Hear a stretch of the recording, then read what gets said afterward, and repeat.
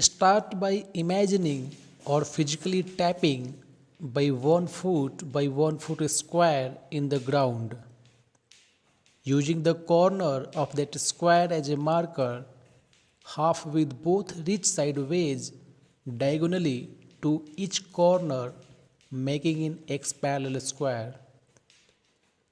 Once you complete your time limits or repetitions, reverse directions of the parent to the same amount of the time or repetitions. Increase the size of the square and make it more difficult.